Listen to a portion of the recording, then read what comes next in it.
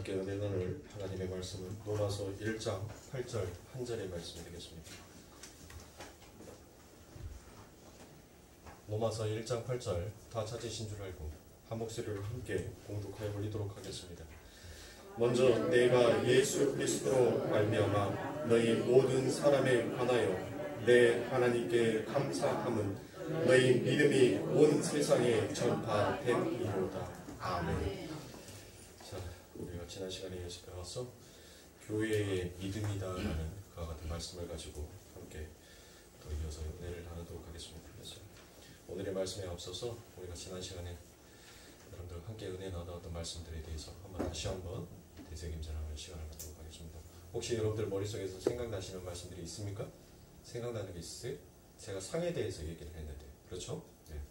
그래서 도가 아버지 노자라는 사람을 제가 들어서 말씀을 드렸죠. 그래서 노자 말 중에서 도가 비상도, 명가 명비, 상명이다라는 이와 같은 말들이 있었습니다. 그래서 진리의 그 자체는 포착할 수 없지만 상이라는 징조나 어떤 낌새를 가지고 그와 같은 모습들을 드러낸다라고 말을 했습니다. 그래서 그것을 우리 동양의학에서 장사학이라고 제가 그것을 가지고 말씀을 드렸죠. 그래서 사람이 얼굴이 환해지면, 얼굴이 기쁨이 가득하면 어디에 열이 생겨서 그한다고요? 심장에. 자, 사람의 얼굴이 막 찌그러져요. 화가 나요. 분이 나요. 그러면 어디에 열이 들어가서 가는 거예요? 폐에. 네. 자꾸 거꾸로 얘기하시는 분들이 네. 심장에 열이 들어가면 사람이 얼굴에 화색이 돌아요. 심장에서 열이 생기면 얼굴에 화색이 돌아요. 그 화색이 도는 것은 얼굴에서는 기쁨으로 표현을 해요. 그런데 심장이 차가워지고 이 폐가 열을 받게 되면 사람의 얼굴이 시커매집니다. 어두워져요. 그리고 어두워진 그 얼굴이 바로 찡그림과 인상으로 남게 되어 있습니다. 그래서 반드시 우리의 눈으로는 장기가 보이지는 않지만 보이지 아니하는 그 장기는 반드시 우리 안에서 얼굴로 어떤 증상과 표현으로 다시 나타나게끔 되어 있다라고 제가 말씀을 드렸죠. 그게 동양의학에 있는 장상학이다라는 것을 제가 말씀을 드렸습니다. 자, 이처럼 우리는 히브리서 11장 1절의 말씀처럼 믿음은 바라는 것들의 실상, 또 상을 얘기하죠. 그렇죠? 상이요, 보이지 아니하는 것의 뭐다? 증거다라고 얘기를 했어요. 그러니까 실상, 우리는 눈에 보이지 않지만 우리는 그와 같은 보이는 것을 마치 이 땅에서 증거하는 사람처럼 사는 자가 바로 우리다라는 것이에요. 그래서 믿음은, 구원은 우리에게서 출발하는 것이 아니라 바로 하나님에게서부터 출발되었다라는 것을 제가 연이어 말씀을 드렸습니다. 그리고 그와 같은 것을 통하여서 우리가 마태복음 18장에 관련되어 있는 말씀을 들어서 도대체 성도에게 나타나는 상이 무엇인지에 대해서 우리가 사복음서 중에서 마태복음 18장을 가지고 제가 그 상에 대한 모습들을 여러분들에게 설명을 해드렸습니다. 그리고 그 상의 모습은 바로 우리들은 이 땅에서 무슨 자로 살아가는 거예요?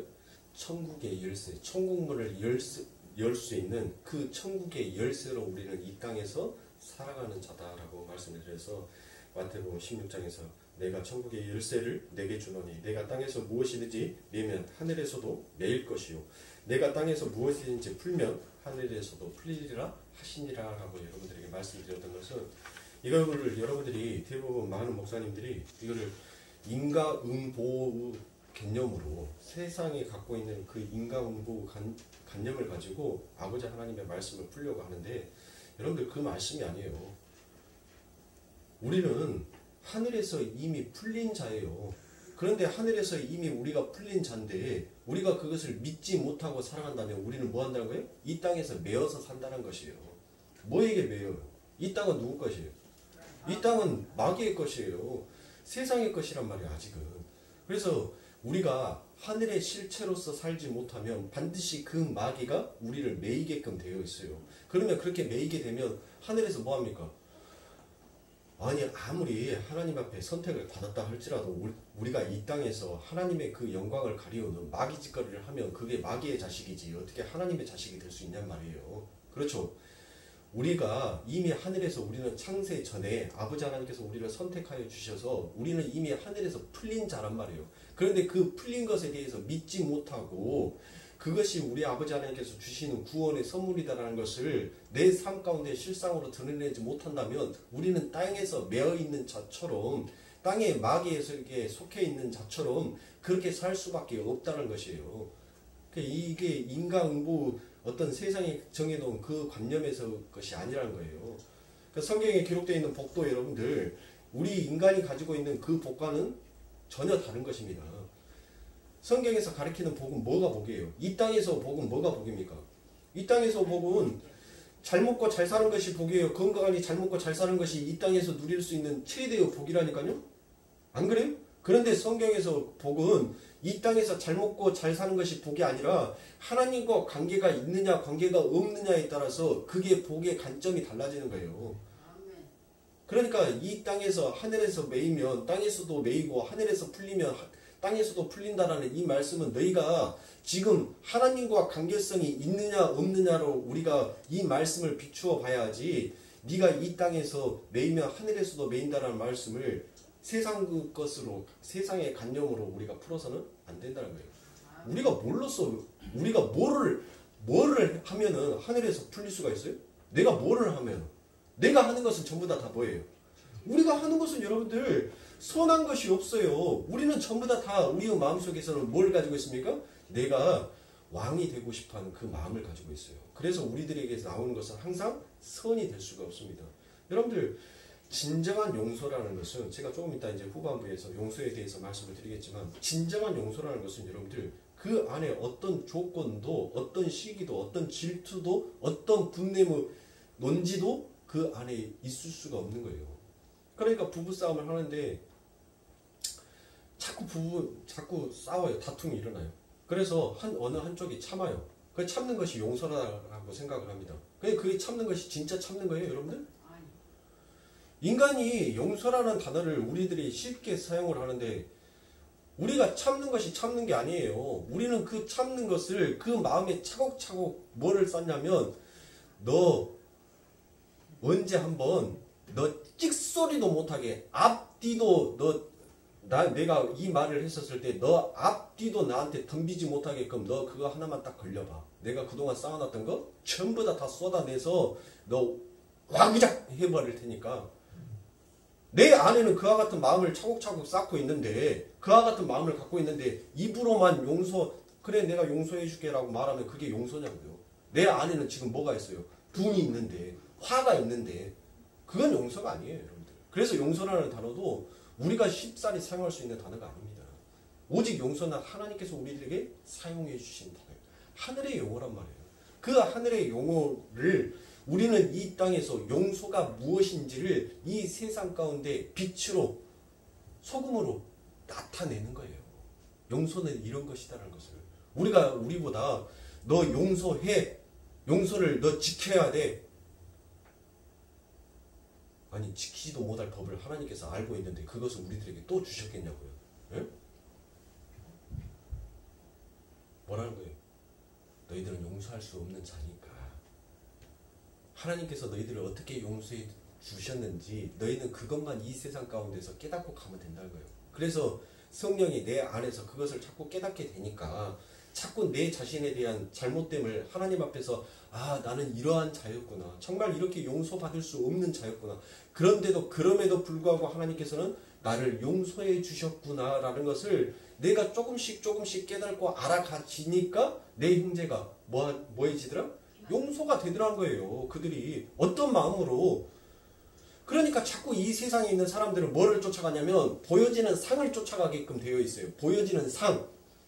그 보여지는 상이 여러분들 성경에서 우리 예수님께서 어떤 비유의 말씀을 할 때 항상 세상의 논리로 비유를 세상의 것을 가지고 말씀하신 게 아니에요. 하나님께서 말씀하시는 모든 비유의 말씀들은 바로 하늘의 그 아버지 하나님의 나라의 삶의 원리를 가지고 항상 비유의 말씀으로 설명하신 겁니다.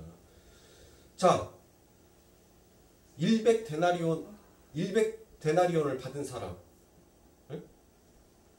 우리 달란트에서 하나님 앞에서 수조 원의 수조 원의 빚을 진 사람이 기껏 자기한테 100만 원 빚진 사람한테 가가지고 뭐합니까? 그 사람을 연신 뭐예요? 두들겨 팰라게요. 너 내놓으라는 거예요. 근데 그 사람은 지금 뭐 했어요? 나는 방금 전에 내 주인으로부터 수조 원에 달하는 그 엄청난 빚을 지금 탕감받고 온 거예요. 그런데 왜 예수님께서 그와 같은 비유의 말씀을 하셨을까요? 왜? 사람들은 눈에 보여지는 것을 쫓아가게끔 되어 있다는 것이에요. 내가 엄청난 빚이 있다라 하더라도 그 빚은 내 눈에 보이는 빚이에요? 보이지 않냐는 빚이에요?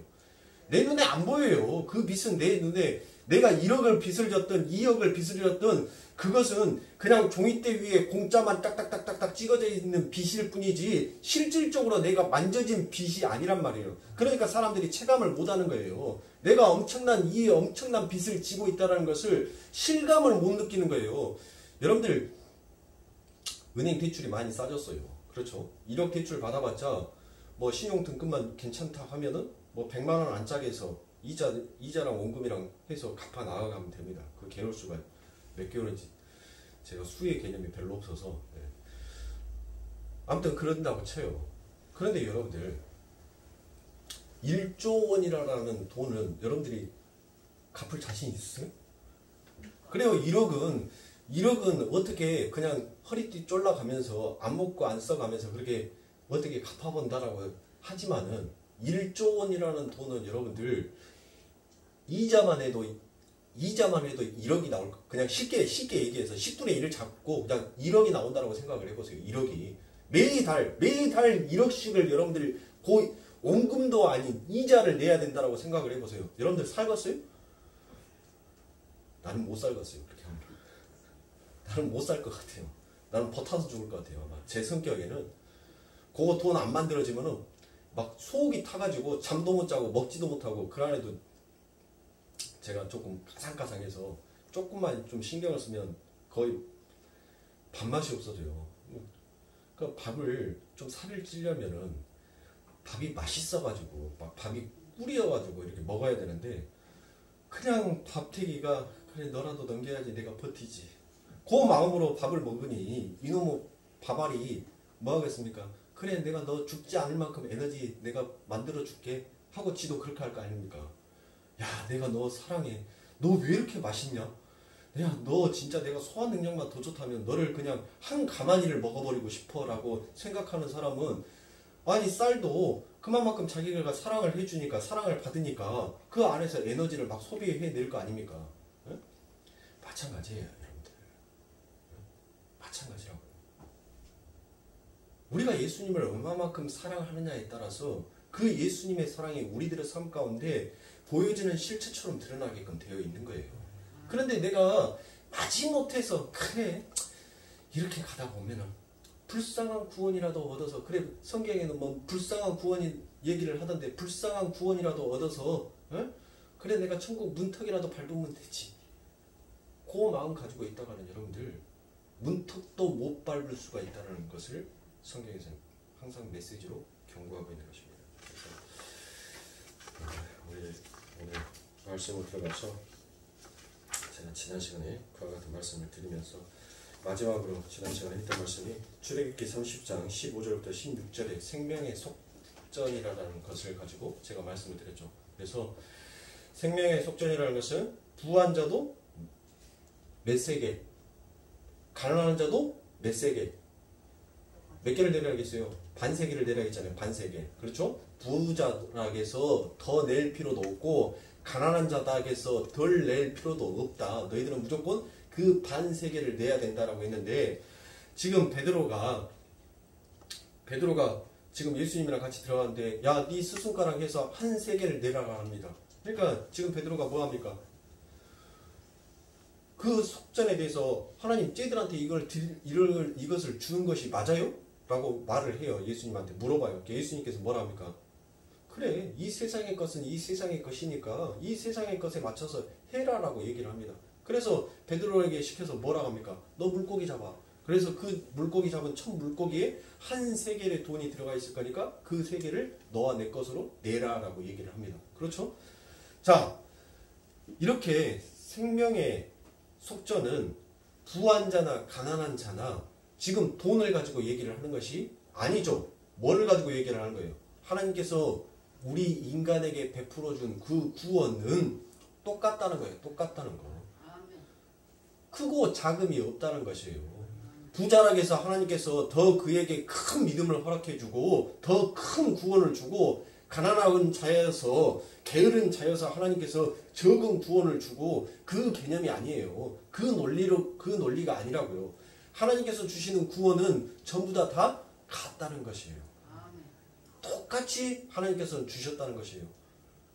그리고 똑같이 주어지는 그 구원 속에서 반세계는, 이 반쪽짜리는 여러분들 돈의 역할을 할 수 있어요, 없어요? 못하죠. 이 돈의 역할이 제대로 하기 위해서는 뭐와 연합이 돼야 돼요? 그 반틈이 연합이 돼야 되잖아요. 그래야지 한 세겔이 되는 거잖아요. 하나의 돈이 되는 거란 말이에요. 진짜 돈의 가치, 진짜 이것이 귀함이 되는 거예요. 이게 진짜의 역할을 할 수 있는 거예요. 그래서 예수님께서 뭐를 말을 한 거예요? 네 거 반세겔, 내 거 반세겔. 그래서 한 세겔을 내라는 것은 너와 내가 연합이 되어야지만이 진짜 생명의 가치를 할 수 있는 것이다라는 것을 말을 해주는 거예요. 근데 그 얘기를 듣고 난 다음에 나머지 제자들이 뭐가 들어가요? 질투와 시기가 들어간 겁니다. 아니, 왜 예수님은 맨 저 베드로만 옆에다 찌고, 아니 새로 지금 베드로랑 자기 것만 2개만 딱 보태서 내려가라고 그렇게 하시고, 그럼 우리는 뭐요? 그렇게 지금 이 제자들이 시기 질투가 일어났단 말이에요. 그래서 예수님한테 가가지고 뭐라고 말합니까? 천국을 어떻게 들어갈 수 있습니까? 라고 예수님 앞에 지금 그와 같이 질문을 해도 시원찮을 판국에 그들은 지금 보여지는 상이 무엇인지를 모르는 거예요. 보이지 않는 것이 보이는 상으로 어떻게 나타나서 지금 어떤 것을 이루고 싶어 하는지, 구원이 무엇인지, 은혜가 무엇인지 그들은 전혀 알지를 못하니까 세상의 눈으로만, 세상의 관점으로만, 세상의 가치성으로만 평가를 하다 보니까 뭐예요? 질투가 나는 거예요. 그래서 예수님께 뭐라고 합니까? 천국은 누가 큽니까? 라고 물어봐요. 그렇죠. 마태복음 18장 1절에 그때 제자들이 예수께 나와 가로되 천국에서는 누가 크니까? 라고 이처럼 질문을 한단 말이에요. 그러면 이 나머지 제자들은 지금 뭐 한 거예요? 예수님께서 말씀해 주신 이 구원이, 은혜가 무엇인지를 이들이 알았다는 거예요? 몰랐다는 거예요? 몰랐다는 것이에요. 왜? 지금 천국은 자기들은 뭐다는 거예요? 자기들은 예수님의 제자고 유대인의 선민이고 자기들은 이스라엘 하나님 앞에 선택받은 백성이기에 천국은 따놓은 당상이다라는 거예요. 천국은 내 건데 그 천국에서 누가 크냐는 거예요. 그 얼마나 여러분들 이 괘씸한 질문 아닙니까? 예수님 앞에.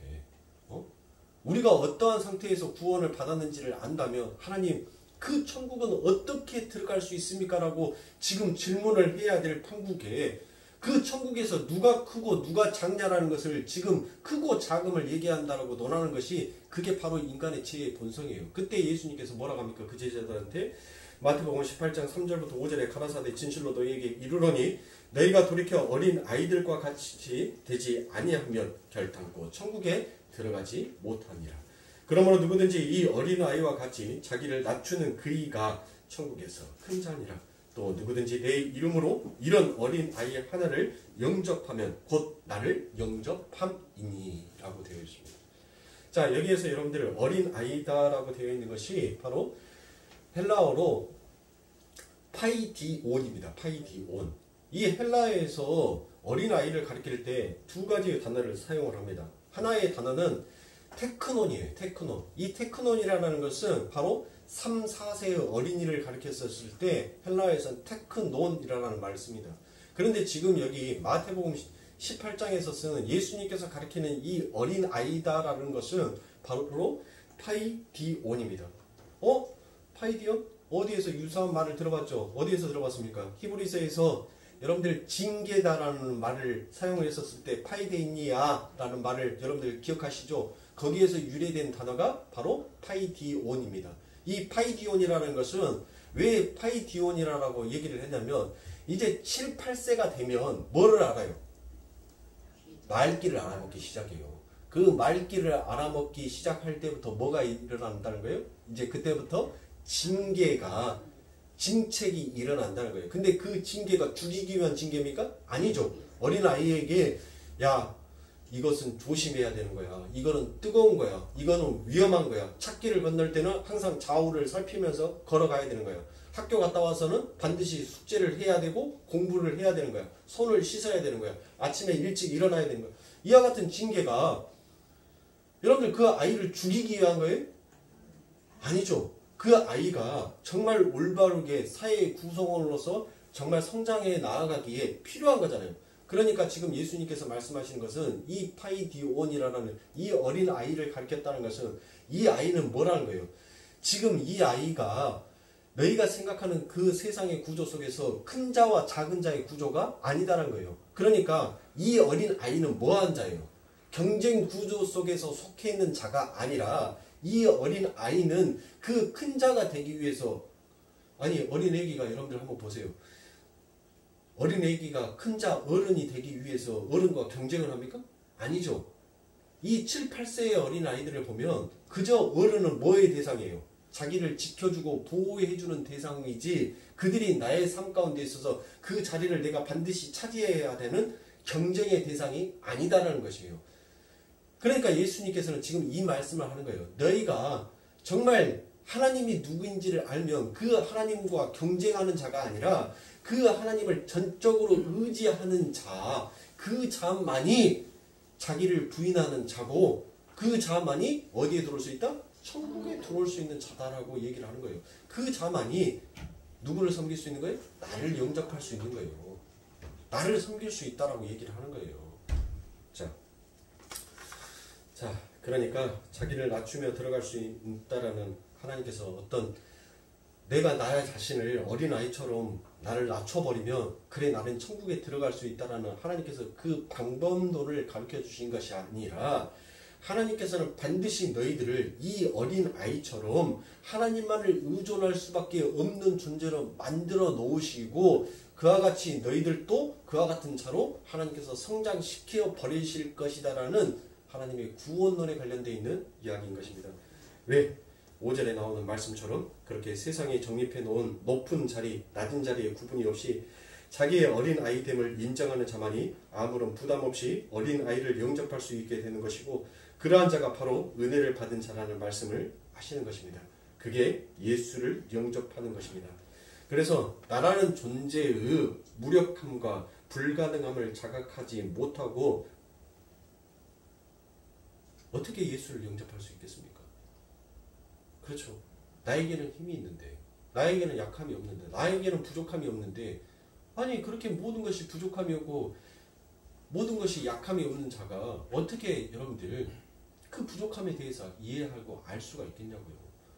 그러니까 여러분들 이것은 뭐예요? 아파본 자만이 그 아픈 사람에 대한 심정을 알 수가 있어요. 아프지 아니하고는 절대 그 사람이 아픈갑다. 근데 너무 자주 아픈 거 아니요? 너무 깨병 아니요? 그렇게 얘기할 수가 있어요, 없어요? 있다는 거예요. 그런데 자기가 아프면 뭐 하는 거예요? 그 사람의 아픔을 알 수 있다는 것입니다. 여러분들 하나님의 구원도 마찬가지예요. 내가 얼마나 죄인인지를 내 자신을 깨닫고 아는 자만이 하나님께서 내게 베풀어 주신 그 은혜와 구원이 얼마나 값지고 소중한 것인지를 알 수가 있는 거예요. 근데 내가 왜 죄인인지를 모르는 자들까 자꾸 강대상에서 자기 부인을 하십시오. 여러분들은 죄인입니다라고 얘기하면 그 소리가 뭔 소리로 들리는 거예요? 분내무 소리로 들리더라는 것이에요. 왜? 그들은 아직 세상에 속하여서 세상의 상을 보고 쫓아가는 자에게. 그러나 우리는 이미 여러분들 상 받은 자예요? 네. 여러분들 하나님 앞에 여러분들이 이미 상 받은 자임을 믿습니까? 네. 상 받으셨어요. 누구? 예수라는 상을 여러분들은 전부 다 받으셨어요. 그래서 여러분들은 그 예수 때문에 어디를 갈 수 있는 거예요? 천국 가실 수 있는 거예요. 여러분들은 그 상 안 받으셨다면 여러분들의 율법의 행위로 여러분들의 착함과 선함, 도덕과 윤리로 여러분들 천국 들어가실 수 있을 것 같으세요? 절대로 못 들어가요. 왜? 우리 예수님께서 바리새인들과 서기관들에게 뭐라 하겠어요? 너는 내 자식 아니다. 너는 마귀의 자식이지 너는 내 자식 아니다라고 했어요. 그럼 그들이 뭐 악한 일 했냐고요. 제가 금요 기도회 때도 금요 예배 때도 여러분들에게 말씀드렸던 것처럼 그들은 철저한 율법주의였다니까요. 유대주의와 율법주의가 어떤 거였는지 제가 금요 예배 시간에 여러분들에게 설명을 했던 것처럼 여러분들 아니 누구에게 대해서 질투가 나오고 시기가 나오면 그 사람들은 뭐 했다고요? 바늘로 자기 입을 꿰매버렸다니까요. 10cm만 남겨놓고 10cm만 남겨놓고 겨우 빨대 하나 꽂아서 죽 빨아먹을 정도만 남겨놓고 자기 입을 꿰매버릴 정도로 그 정도로 율법을 지켰던 자들이었어요. 내 마음속에서 어떤 음행이나 어떤 탐욕이 일어나게 되면 기둥에다 30m나 되는 그 기둥에다가 자기 몸을 묶어놓고 30년을 거기에서 부모도 안 보고 30년을 거기에서 지내면서 자기 안에 있는 그 정욕과 음욕과 그 탐심을 없애기 위해서 그 기둥과 함께 살았다니까요. 그게 율법주의였어요. 그게 유대주의였어요. 얼마나 대단하냐고요. 여러분들 우리는 말끝마다 뭐 하기 좋아해요? 아니 치질이 이 얘기가 잘 나오다가 갑자기 어느 날 갑자기 말이 삼천포로 빠져요. 그러니까 누구를 막 껌먹어요. 껌으로 입에서. 그러면 우리는 뭐 해야 돼요? 그게 만약에 윤리고 그게 만약에 하나님 앞에 선이다라고 한다면 우리가 남을 시기하고 남을 질투하게 되면 우리 뭐 해야 돼요? 그게 만약에 선이었다면 하나님 앞에 우리 전부 다 뭐 해야 돼요? 입 꼬매야 돼요. 그러면 세상에 예수 믿는 사람은 말할 사람 있어요? 없어요? 없어요. 전부 다 뭐만 갖고 있어야 돼요? 학과 여우가 갑자기 생각나네. 학이 여우를 불러다가 대접을 했는데 여우가 주댕이가 들어가요 안 들어가요? 에? 학과 여우가 생각이 난다니까요. 갑자기 전부 다 우리는 그렇게 살아야 될 거 아닙니까? 그러니까 하나님의 구원의 은혜가 얼마나 값지고 귀한 것인지를 여러분들이 얼마나 하나님을 믿으면서 그 하나님으로부터 얼마나 자유함을 느끼고 살아가는지를 여러분들은 깨닫고 아셔야죠. 에? 우리 하나님께서는 우리들에게 이만큼의 자유함을 주셨어요. 근데 그 자유함 속에서 여전히 세상에 보여지는 그 상을 쫓아서 여러분들이 산다라고 한다면 진짜 그게 마귀 자식 아닙니까? 그게 정말 하나님 앞에 불효를 하는 자가 아니냐고요. 그래서 하나님께서 뭐라고 합니까? 너희가 자꾸 큰 자와 작은 자를 나누어서 내 형제를 실족해 한다면 너희들은 뭐한 자다란 거예요? 연자맷돌을 목에다가 메고 바다에다 던져도 지금 너희들은 뭐 한다는 거예요? 시원치가 않다는 거예요. 우리 예수님께서. 그러니까 이 은혜의 공동체 안에서 누가 큰 자고 누가 작은 자고 자꾸 그것을 나누어서 가르려고 한다면 그 행위 자체가 내 목에다가 뭐 하는 거예요? 연자맷돌을 하나씩 걸치고 나는 어디로 빠지는 것을 확정이 되는 자예요? 바다에 빠지게 되는 자가 확정이 되어 있는 거예요. 그러니까 여러분들 아버지 하나님의 이 은혜의 공동체 안에는 어떤 누구도 큰 자도 없고 작은 자도 없어요. 믿음이 좋은 자도 없고 믿음이 안 좋은 자도 없다니까요. 전부 다 그 출발점은 하나님으로부터 출발하는 것이지 인간에 보여지는 그 모습이 이야 저 사람 믿음 대단해. 믿음 대단한 것으로 율법의 행위로 거칠애로 보면은 목사가 1등 아니에요? 따봉 아닙니까? 안 그래요? 교회 안에서 목사만큼 은혜로운 척, 거룩한 척, 깨끗한 척 하는 사람이 누가 있어요? 목사보다 더 가한 사람 있어요? 내 송도 지나갈까봐 길 걸어가면서 쓰레기도 안 버려요. 침도 안 뱉어요. 근데 나무 동네 가갖고 뭐예요? 나무나라 가갖고는 다 해요. 여기는 공기가 안 좋아. 그런 못된 짓거리 다 한다니까요? 근데 우리가 무엇을 가지고 믿음이 좋다. 저 사람이 아버지 하나님의 은혜에 속한 사람이다라고 얘기를 할 수 있겠냐고요. 없다는 거예요. 그 안에 누가 있어야 되는 거예요? 예수가 있어야 돼요. 그렇게 예수의 사랑, 예수의 상이 그 사람 앞에 흔적이 남겨져 있는 자는 그 예수 성령에 의해서 자꾸 뭐가 하는 거예요? 성령이 자꾸 죄를 폭로시키는 거예요. 야, 너 이러고도 네가 진짜 하나님께 사랑받을 만한 너 자격이 된다라고 생각하니? 너 마음 돌이켜. 너 회개해. 그 천국을 바라보고 가. 그 예수 바라보고 가. 너 예수가 너 때문에 그 십자가에 못 박혔다는 거 너 고백했잖아, 입술로. 그 고백했다는 것은 보이지 않냐는 것이 보이는 실상으로 그 예수가 네 앞에서 죽었다는 것을 네가 확고하게 믿는다라는 것인데, 네 그렇게 그 예수가 그 피 흘리면서 그 눈물을 흘려가면서 그렇게 죽었다는 것을 너희가 믿으면서도, 너가 그렇게 고백하면서도 너 이렇게 자꾸 할 수 있겠어? 그러니까 뭐가 되는 거예요? 점점 하나님 앞에 나의 무력함, 나의 불가능함이 고백이 되어져 가더란 것입니다. 그렇게 내 자신이 하나씩 하나씩 내려져 가니까 내 안에 계신 그 성령이 아주 멋진 일을 해 나가시죠. 그 일이 무엇입니까? 그 예수가 믿어지더라는 것이에요. 그 예수가 그리스도라는 그 사실이 이제 내 신앙과 내 삶 가운데 참된 고백으로 터져 나오게 되더라는 것입니다. 그래서 주님께서는 그러한 제자들에게 인간의 육신의 허망함과 가치였음을 다시 한번 주지시켜 주는 것입니다. 그래서 마태복음 18장 8절부터 10절에 보면 만일 내 손이나 내 발이 너를 범죄케 하거든 찍어내버리라. 불구자가 쩔뚝발리로 영생에 들어가는 것이 두 손과 두 발을 가지고 영원한 불에 던지는 것보다 나으니라. 만일 내 눈이 너를 범죄케 하거든 빼어내어버리라. 한눈으로 영생에 들어가는 것이 두 눈을 가지고 지옥불에 던지는 것보다 나으니라. 삼가 이 소자 중에 하나도 업신여기지 말라. 너희에겐 말하노니 저희 천사들이 하늘에 계신 내 아버지의 얼굴을 항상 배움되리라. 뭐라는 거예요? 제가 방금 전에 말씀드렸잖아요. 하나님께서 시키는 그 수종두는 그 천사도 뭐 한다는 거예요? 지극히 작은 자에게도 그 천사가 수종 드는 자니까, 하나님의 말씀 앞에서 수종을 들고 있는 자니까 쉽이 보지 말라는 거예요. 업신여기지 말라는 거예요. 하나님께서 쓰시고자 하면은 여러분들은 어때요? 당나귀도 쓰시죠? 응? 하나님께서 이 사람을 내가 내 백성으로 내 사람으로 만들어야 되겠다라고 하나님께서 말씀하시고 생각하시면 하나님은 심지어 천박한 당나귀 새끼도 하나님께서 그 입을 열어서 아버지 하나님의 백성을 가르치더란 것이에요. 응? 사랑하는 성도님들, 왜 내 자신을 그렇게 비하하세요?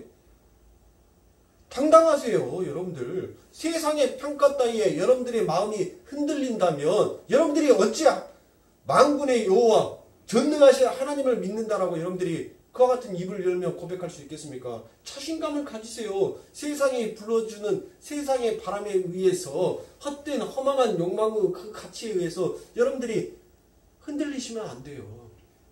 여러분들은 지금 누가 예수님이 반석 위에 여러분들을 아버지 하나님의 집을 짓고 있어요.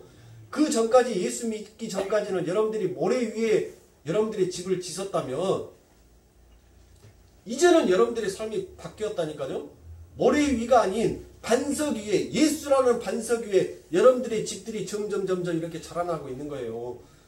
그러니 사랑하는 성도님들, 세상에서 여러분들에게 어떤 지탄의 소리를 한다 한들 여러분들이 진짜 보이지 않는 그 상이 보이는 상으로 여러분들이 나타나는 그것을, 그와 같은 증거를 믿으신다면 여러분들은 더욱더 예수 앞에서 예수의 이름으로 세상 가운데 담대히 져야 되는 것입니다. 아멘. 그래서 사도 바울이 그러잖아요. 사망아, 네 쏘는 거 어딨냐? 나 한번 쏴봐라. 네 가지고 있는 그 독침으로 나 쏴봐. 네 쏴봤자 나는 뭐 쳐다보면 된다는 거예요. 저 노뱀 쳐다보면 돼. 나는 그러면 뭐 한다는 거예요? 네 맨날 내 다리 물고 있어봐라. 나는 계속 노뱀만 쳐다보니까 나는 안 죽는다는 거예요. 맞죠? 네? 불뱀에 물었는데 여러분들 뭐 쳐다보면 산다고 그랬어요? 노뱀 쳐다보면 산다고 했잖아요. 불뱀은 이 세상이에요. 이 세상이 여러분들의 발꿈치를 아무리 문다라고 하더라도 여러분들은 누구만 쳐다보면 사는 거예요? 예수만 쳐다보면 사는 거예요. 예수만 바라보면 살아요. 그런데 왜 여러분들 그 불뱀에 물려가지고 그 세상에 물렸다고 해서 여러분들 왜 그렇게 두려워하시냐고요? 주 예수보다도 더 귀한 것은 없네. 여러분들 하나의 유행과 가사여서 여러분들 따라 불렀습니까? 그게 여러분들의 신앙이 돼야 돼요. 여러분들의 마음속에서 나오는 참된 고백이 돼야 됩니다. 이 세상에서 주 예수보다도 더 귀한 것이 무엇이 있겠습니까? 예? 그게 여러분들의 신앙이 되셔야 돼요. 그래서 예수님께서, 그래서 우리 하나님께서 가장 낮은 자리로, 연약한 자의 자리로 오신 거 아닙니까? 우리 예수님보다도 더 낮은 자리로 온 자가 있어요? 나는 찢어지게 가난해서 나는 말 밥그릇에 나 태어났다. 손 들어보세요. 없죠?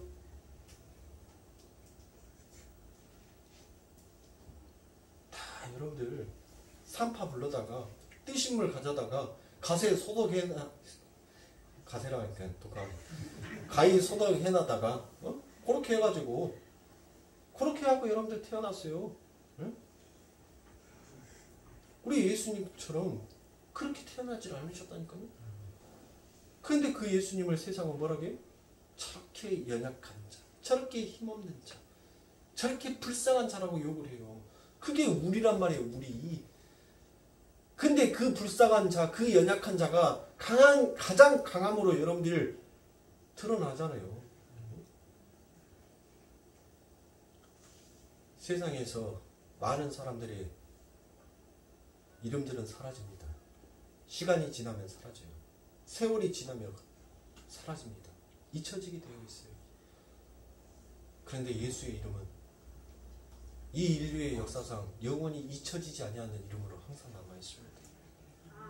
그게 대단한 거 아니에요? 호랑이는 꺼죽 남기고 사람은 이름을 남긴다며요. 우리말에. 그 꺼죽도 시간이 지나면 썩어요. 그런데 예수의 이름은 썩지 아니하고 영원히 남아있지 않습니까? 우리는 오직 예수의 그 은혜로만 구원을 받을 수 있다는 것을 여러분들이 잊지 마십시오. 내가 하고 있는 나의 모든 행위들은 여러분들 결코 선함이 될 수가 없어요. 그것을 인정하셔야 돼요. 내게는 선함이 나올 수가 없는 것입니다. 내게 무슨 선이 나와요? 내가 어떤 것을 했을 때 선이에요? 내게서 출발되어서 시작되는 모든 것은 다 나를 사유하기 때문에 선이 될 수가 없습니다. 그러면 내 삶 가운데 있어서 선이 어떻게 나오는 거예요? 내 안에 계신 그 예수가 일하셔서 그 예수의 일하심을 온전히 믿고 순종해서 우리가 우리의 신앙의 길을 걸어갈 때 거기서부터 선이 드러나기 시작하는 거예요. 거기서부터 선이 나오기 시작하는 거예요. 그러면 나는 뭐 하는 거예요? 영생이라는 것은 여러분들, 영생이라는 것은 내가 나의 모든 생명을 전적으로 내가 예수에게 다 바쳤습니다. 그게 영생이에요. 나는 오직 당신의 생명으로만 영원히 살겠습니다라는 그 고백이 영생의 고백이에요. 사랑하는 성도님들, 그 예수가 내 안에서 일하고 계심으로 그 예수의 일이 이 세상 바깥으로 나왔었을 때 그때 뭐가 되는 거예요? 그게 선이에요. 그게 선. 나는 선을 할 수가 없어요. 내가 뭔 선을 합니까? 우리가 무슨 용서를 해요? 그러니까 이렇게 질투에 대해서 누가 큰 자냐 작은 자의 얘기를 데려와서 쭉 흘러가는데 베드로가 또 그 구원이 무엇인지 하나님의 은혜가 무엇인지 말귀를 못 알아먹으니까 뭐가 안 열리니까 천국의 귀가 안 열리니까 또 뭐라고요? 그러면 예수님 우리가 형제에 대해서 몇 번 용서하리까? 라고 예수님 앞에 묻잖아요. 그 얘기 그 뒤에 누가 큰 자냐 작은 자냐라는 그 얘기 뒤에 예수님께서 쭉 설명해 놓으시고 지질이 설명해 놨는데 또 엉뚱한 질문을 해요. 용서가 어디서부터 출발할 수 있다는 거예요. 나에게서부터 출발할 수 있다는 것을 자기가 뽐내기 위해서 우리가 몇 번 용서하리까? 라고 합니다. 490번만 용서하면 돼요? 490번 용서하고 난 다음에 그 뒤에는 뭐 하면 돼요? 쪼개버리면 됩니까? 네? 그 말은 뭔 말이에요? 우리 예수님께서 제가 전자에 말씀드렸던 것처럼 우리는 하나님 앞에 우리가 행하는 모든 매 순간의 생각이라든지 우리의 발걸음이라든지 우리의 말이라든지 우리의 모든 것들은 항상 어디를 향하여서 달려가요? 죄를 향하여서 곤두박질 친단 말이에요. 근데 죄를 향하여서 곤두박질 치는 우리들을 하나님께서 너 490번만 490번만 용서하고 너 그 다음날 내가 죽여버린다 하면은 여러분들 이 세상 가운데서 살 사람이 누가 있겠습니까? 하나님의 무한한 그 사랑의 덮으심이 여러분들 오늘을 있게 해주신 거예요. 여러분들이 오늘을 산 것은 바로 그 예수님의 무한한 그 사랑의 덮음이 여러분들을 살려놓은 것입니다. 내가 살아서 산 것이 아니라니까요. 여러분들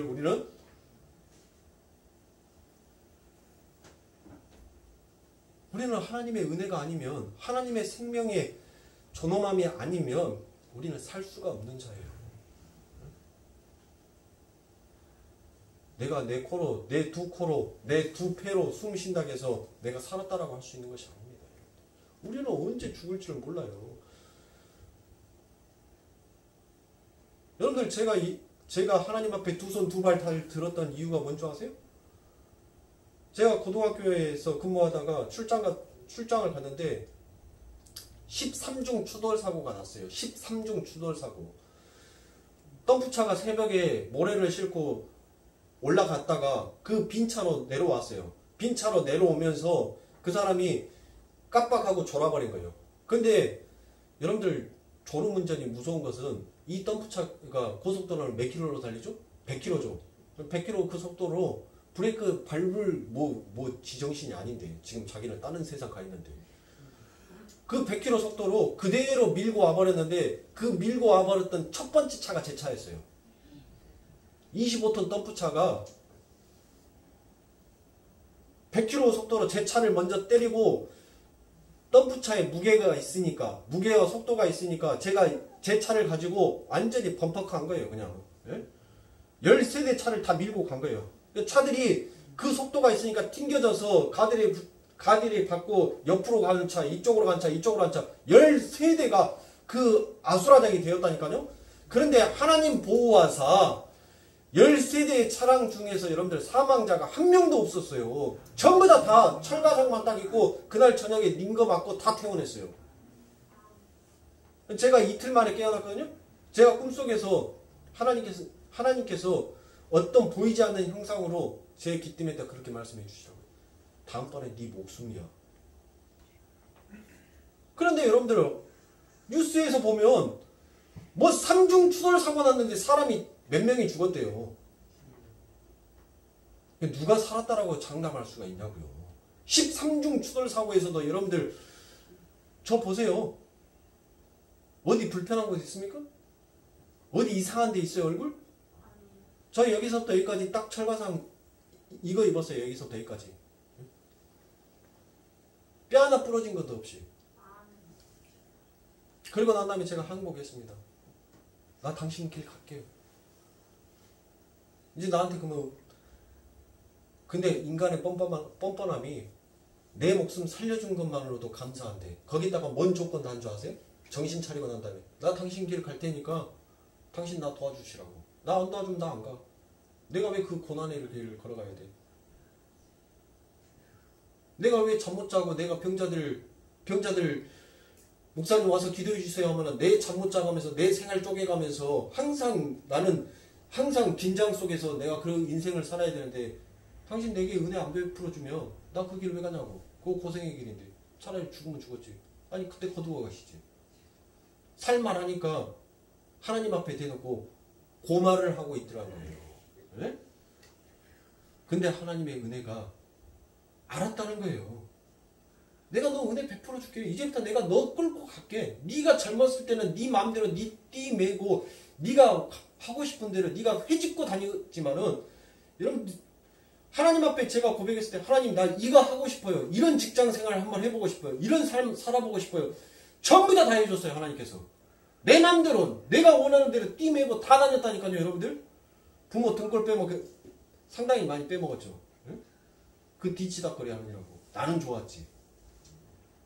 그런데 이제부터는 내 마음대로 내 뜻대로 되어지는 인생이 하나도 없어요. 하나님 나 여기 하고 싶어요. 그게 네 생명보다 중요해? 네 목숨보다 중요해?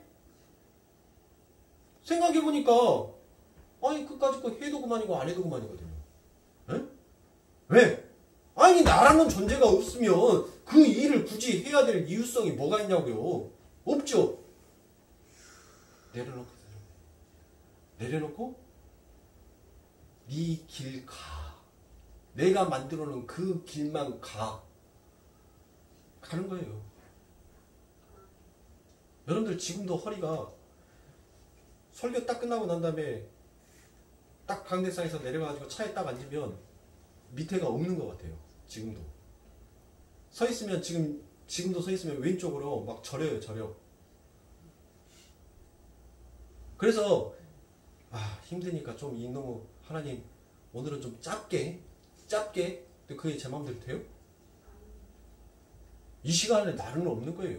하늘의 통로가 열리면 그 통로가 원하는 거, 그 통로가 쏟아내는 거, 그거 다 쏟아낼 때까지는 저는 이 입 못 다물어요. 여러분들의 인생과 삶이 바로 그와 같은 삶을 살아야 돼요. 내가 잘했다는 것이 아니에요.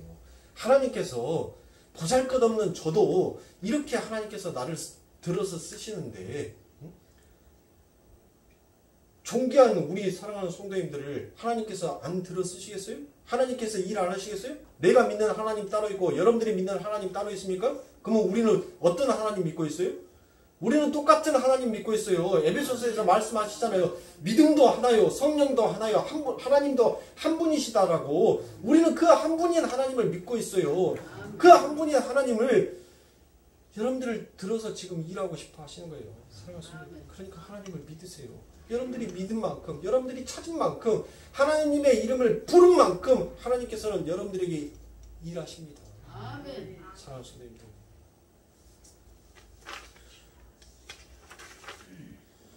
그래서 지금 이 로마서에 지금 사도 바울이 이 로마 교회에 방문을 했는데 이 로마 교회에 방금 위와 같은 상이 보이고 있더라고요. 그들이 엄청난 핍박과 고난 속에서도 오직 아버지 하늘에 대한 상, 그 예수라는 상을 바라보고 그들이 그의 믿음들을 지키면서 여전히 그 로마의 핍박 속에서도 여전히 하늘의 열쇠를 가진 자, 하늘의 백성의 삶을 이 땅에서 그 로마에 나타내고 있더라는 것입니다. 사도 바울이 그것을 보고 감사한다는 거예요. 하나님 앞에. 사랑하는 성도님들.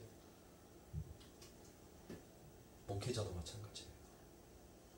한 사람 나고자 없이 그렇게 하나님 앞에 쓰임 받으면서 여러분들이 하나님의 말씀 앞에 성장해 가는 모습들을 볼 때 목회자는 가장 기쁩니다. 가장 즐거워요. 우리 나이 드시고 연로하시는 우리 거룩교회 성도님들, 제가 나이 드신 분들 다른 기도 안 합니다. 하나님 마지막 그의 목숨 떠날 때 하나님 모른다라는 부인하는 말만 하지 않게끔 해주세요. 제가 너무 가슴이 찢어지고 내 심장을 후비팔 정도로 그와 같은 아픔의 비수가 내 심장에 꽂아지지 않도록 하나님 제발 그들이 나 이제 하나님 품에 안깁니다 목사님 좀 이따 뵐게요 라는 그와 같은 아름다운 고백, 그 고백만 터져 나오게끔 하나님 제발 그들의 입술, 그들의 마지막 해에 그들에게 은혜를 베풀어 주시사 그 고백 듣고 그들의 모습 보면서 하나님 너무 감사해서 하나님 앞에 영광의 눈물을 돌릴 수 있도록 하나님 제발 도와주세요. 저 우리 나이 드신 우리 거룩교회 성도님들 그 기도해요. 그 기도. 다른 기도 안 해요. 뭐 건강하게 해주세요. 뭐 해주세요. 그 기도보다도 더 중요한 것이 아버지 하나님 품에 안기우냐 안 안기우냐 그것이 더 나에게는 중요하니까. 사랑하는 성도님들 그와 같은 마음으로 사세요. 주 예수보다 더 귀한 것이 뭐가 있겠습니까? 그 마음으로 사세요. 우리는 아버지 하나님의 그 보이지 않는 그 모습을 우리는 보이는 모습으로 하나님의 형상으로 하나님의 형체로 상으로 나타나는 상으로 지금 이 땅을 살아가는 자예요. 우리는 천국의 하나님의 아들과 딸이란 말이에요. 에? 바람은 여러분들 어때요? 바람이 어디 와서 어디로 가는지 여러분들 아세요? 선풍기 바람 말고 에어컨 바람 말고 에? 넓은 들녘에 갔는데 여러분들 그 바람이 어디로 와서 어디로 가는지 여러분들 아시냐고요? 그런데 바람이 불었다는 것은 뭐를 보고 알아요? 흔적을 보고 알죠? 무슨 흔적? 나뭇가지가 흔들린다든지 풀이 흔들린다든지 그것을 보고 여러분들 바람이 지나갔구나 라는 것을 알잖아요. 여러분들의 삶도 마찬가지예요. 그 예수님의 흔적이 여러분들의 삶 가운데 반드시 남게 되어 있어요. 그 흔적이 맺혀지는 순간마다 하나님의 귀한 백성으로 자라나게 되는 것입니다. 그래서 마태복음에 나오면은 두세 사람의 증인을 세우고 말을 해가지고 말 안 들으면 이방인과 세리처럼 여기라는 것은 은혜의 공동체 안에서 그 사람들을 버리란 말이에요. 죄에 대해서 지적을 했는데 그 사람들이 듣지 아니하였을 때 이방인과 세리처럼 여기라는 거 했었을 때 여러분들 그 사람들 내뿌려 보면 돼요? 무관심하면 돼요? 무슨 말이에요 여러분들 그 말씀은? 이방인과 세리에게는 여러분들 뭐가 가야 되는 거예요? 그들에게는 항상 세상에 국률이 가야 되는 자예요. 그들은 버려지는 존재가 아니라 그들에게는 항상 하나님의 국률이 따라야 되는 존재라는 것이에요. 은혜의 공동체는 바로 그것입니다. 교회의 공동체는 그거예요. 누가 죄에 대해서 지적을 했었을 때 그들이 듣지 아니한다고 그들에게 대해서 냉정하게 칼날로 딱 무 썰듯이 썰어서 내뿌려라는 것이 아니라 그들이 알아먹을 때까지 그들이 들을 때까지 항상 함께 가야 되는 것이 그게 은혜의 공동체다라는 것입니다. 사랑하는 성도님들, 이제 또 일주일의 시작입니다. 여러분들 직장에서 또 사회의 어떤 구성원으로서 가정에서 사업장에서 여러분들 내가 서 있는 그곳에서 오직 예수의 상, 우리는 그 상이 우리들의 삶 가운데 나타나 있는 자예요. 우리가 누구의 형상으로 만들어졌어요? 하나님의 형상이요. 진화론 자들은 누구의 형상으로 만들어졌다고요? 원숭이. 우리가 원숭이입니까? 아니죠. 우리는 하나님의 성경책에 기록되어 있는 하나님의 형상으로 우리는 만들어진 자예요. 그러면 우리는 누구의 자식이라는 거예요? 하나님 자식이죠. 보이지 아니하는 하나님의 그 모습이 보이는 나의 모습으로 지금 만들어졌다니까요. 그러니까 그걸 보면서 여러분들 너는 왜 그렇게 벌딱지에 뽀드락지도 나있고 눈썹도 쬐까하고 너는 왜 그렇게 안 이쁘냐라고 하지 마시고 그래 나는 하나님의 형상을 닮은 꽃처럼 아름다운 존재야 라고 여러분들 그렇게 자기 자신을 귀히 여기면서 어느 자리에 어느 곳에든지 간에 하나님께서 나를 이렇게 귀하게 만들어 주셨는데 그래 내 옆에 있는 저 사람도 어쩌면 하나님의 형제요 자매요 하나님의 형상을 담은 하늘의 백성일지 몰라 라는 그와 같은 마음을 여러분들이 자꾸 훈련하게 되다 보면 뭐 해져요? 그 형제에게 시기하거나 질투하거나 독서를 품는 것보다는 오히려 그 형제를 안아주게 되더라는 것입니다. 그와 같은 마음으로 우리 골교회 사랑하는 성도님들 한 주간 주님의 놀라운 은혜와 그 사랑 듬뿍 받으셔서 승리하시고 하늘의 백성으로 더욱더 값진 자로 더욱더 귀한 자로 같이 성장해 나아가시는 사랑하는 성도님들의 삶이 되시길 주님의 이름으로 축원합니다.